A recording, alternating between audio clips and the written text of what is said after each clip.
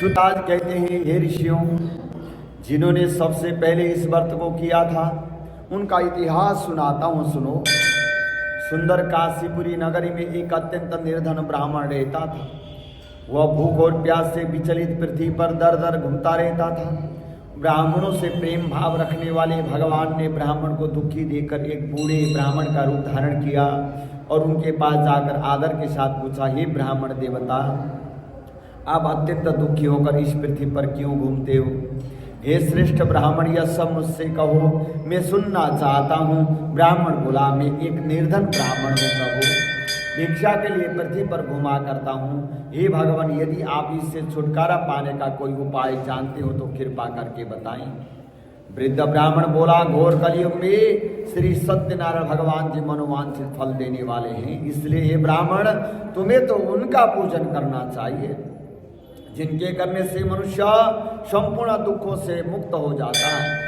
ब्राह्मण को व्रत का सारा विधान बतलाकर बूढ़ी ब्राह्मण का रूप धारण करने वाले श्री सत्यनारायण भगवान जी अंतर्धान हो गए। बोलिए सत्यनारायण भगवान की। जिस व्रत को वृद्ध ब्राह्मण ने बताया है मैं उसको अवश्य करूंगा। यह निश्चय करने पर उस ब्राह्मण को रात भर नींद नहीं आई। वह सवेरे उठा और श्री सत्यनारायण भगवान जी के व्रत का निश्चय करके भिक्षा के लिए चल पड़ा। उस दिन भगवान की कृपा से भिक्षा में बहुत धन मिला, जिससे बंधु बांधवों के साथ उसने भगवान सत्यनारायण जी का व्रत किया। इसके करने से वह ब्राह्मण संपूर्ण दुखों से छूटकर अनेक प्रकार की संपत्तियों से युक्त हुआ। उस समय से वह ब्राह्मण हर महीने व्रत करने लगा।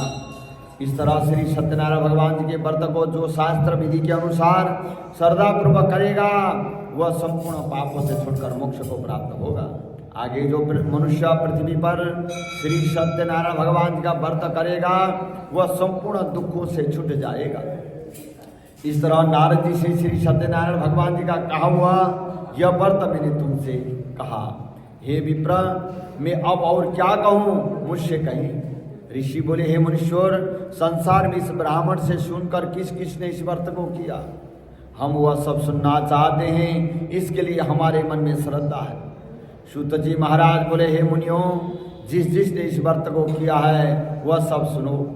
एक समय एक ब्राह्मण धन और ऐश्वर्य के अनुसार बंधु बांधवों के साथ व्रत करने को तैयार हुआ।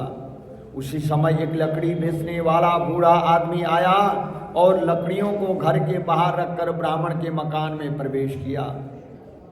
प्यास से दुखी लकड़हारा उनको व्रत करते हुए देखकर ब्राह्मण को नमस्कार करके कहने लगा कि आप यह क्या कर रहे हैं और इनके करने से क्या फल मिलता है, कृपा करके मुझसे कहो।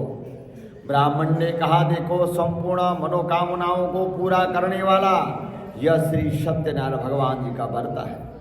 इनकी ही कृपा से मेरे यहाँ धन धान्य आदि की वृद्धि हुई है।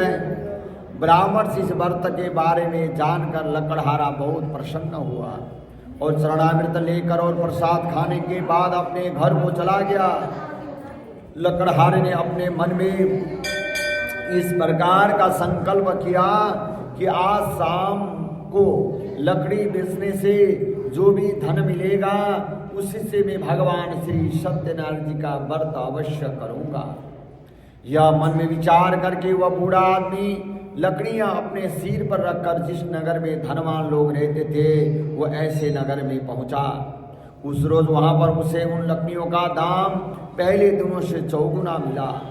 तब वह बूढ़ा लकड़हारा धन लेकर अति प्रसन्न होकर पके केले की फली, शक्कर, घी, दूध, दही और गेहूं का चूर्ण इत्यादि श्री सत्यनारायण भगवान जी के व्रत की कुल सामग्रियों को लेकर अपने घर को चला गया। फिर उसने अपने बंधु बांधवों को बुलाकर विधि के साथ श्री भगवान सत्यनारायण का पूजन और व्रत किया।